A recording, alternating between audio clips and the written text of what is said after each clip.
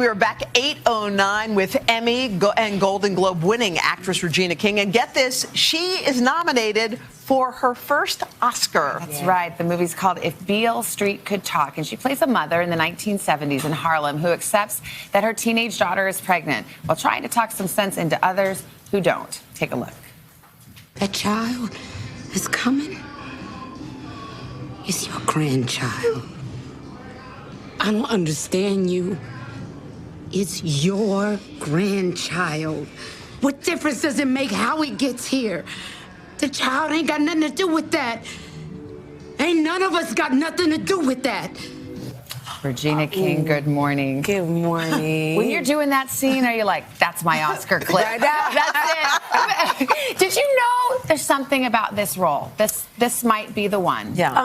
I won't say so much about the role, but I knew that this was a special film. I mean, when you get an email and it says Barry Jenkins is adapting a James Baldwin novel, you know immediately right there that's special. We want to dig into the movie in just a second, but I just want to take you back as you're nominated for your first Oscar. You're kind of sitting with this, and it got me thinking of like little Regina King when she was just a little girl. Before I grew into my hair.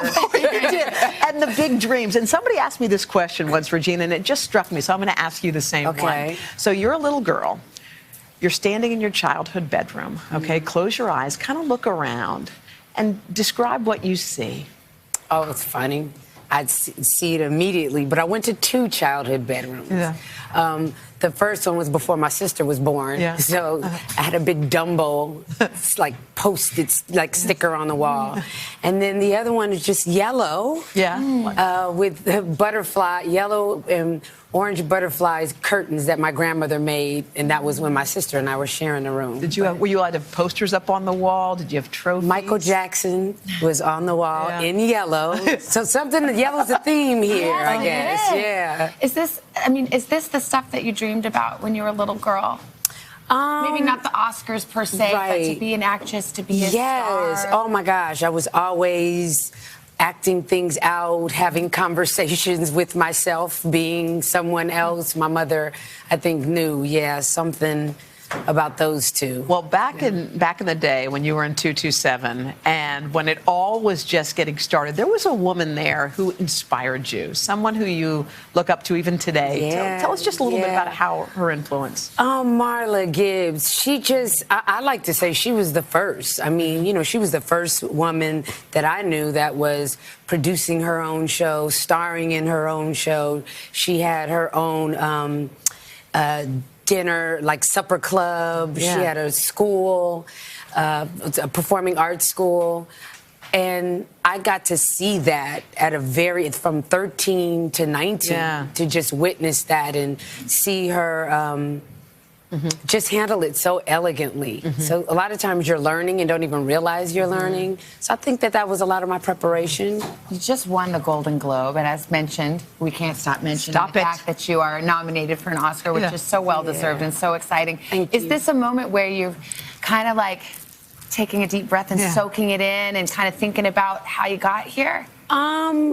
Yeah, a bit of that, but also kind of like what's next. I'm in that space of understanding that this creates more opportunities. This does increase the cachet, and I'm ready to apply this to the next thing.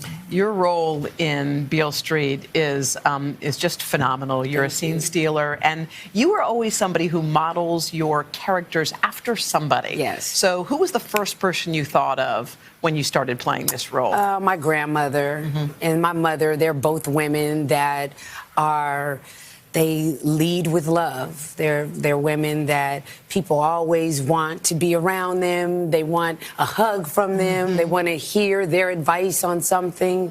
And so I just tapped into all of those childhood moments when I'm leaning on my mom or my grandmother, and just how they made things feel like it was possible to get on the other side. You're talking about what's next, and we can't forget your Golden Globes acceptance speech. You made a bold promise. I want to play it and talk about it. in the next 2 years, everything that I produce, I am making a vow, and it's going to be tough, to make sure that everything that I produce, that is 50% women. And I just challenge anyone out there who is in a position of power, not just in our industry, in all industries. I challenge you to challenge yourselves and stand with us in solidarity and do the same.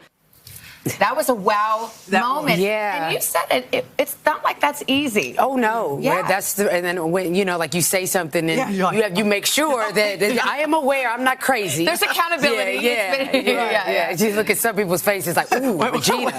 Okay. All right.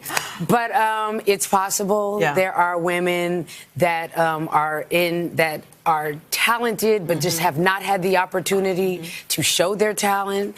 And I feel like I'm in a position of power, and I want to not squander that. I want to be able to utilize all of my resources and people that I've met along the way who are very supportive, who did not. There are a lot of people out there who didn't have the look like, ooh, oh gosh. Yeah. There are a lot of people, men and women, who want to see the same. They want to see gender parity, racial parity, and Were there excited. Were there times in your career, Regina, we look at you and we think, wow, look at this awesome and terrific career, but were there times in your career where you thought to yourself, uh-oh, like, I'm not sure if I can make it in this business. I'm not positive that this is the right fit for me.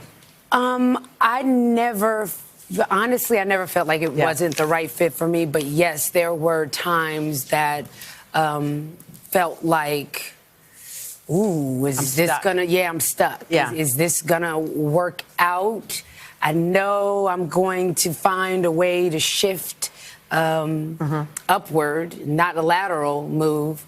But I've always found a way to get through it. And again, having a mother that's always been so positive. And, you know, one of her things as a kid, I was always like, what do you mean by that? But she would say, when you're feeling, when you're in moments like that, change your thought. And as a teenager, young adult, you're kind of like, what does that mean? What is that? But I totally get it. You know, just what you attract. It's so wise. Yeah. Okay, we can't let you go because we were reminiscing about you this morning in the makeup room, and we're like, didn't you just love that scene in Jerry Maguire? Can we just roll it? Can we just soak in it for 1 second and just enjoy? Look at me. You and me, we determine our worth. Baby, you are a strong, proud, surviving, splendid black man. Come on. Talk about Anytime that's stealers. on, anytime. But listen to the difference of my voice. We What love a difference you. 23 years Wow, that was awesome. Thank you for all the great memories you've given us. And we can't wait to see what's ahead. You've got this crazy long runway. Yeah, I feel like I do. Like I'm you ready said. to land that plane and take off. Land, take off, land, take off, land, take off. Thank you, Regina. Thank Good you. luck at the Oscars. Come back and see us, okay? Yes, We appreciate thank it. you. Beale Street Could Talk is in theaters right now. All right.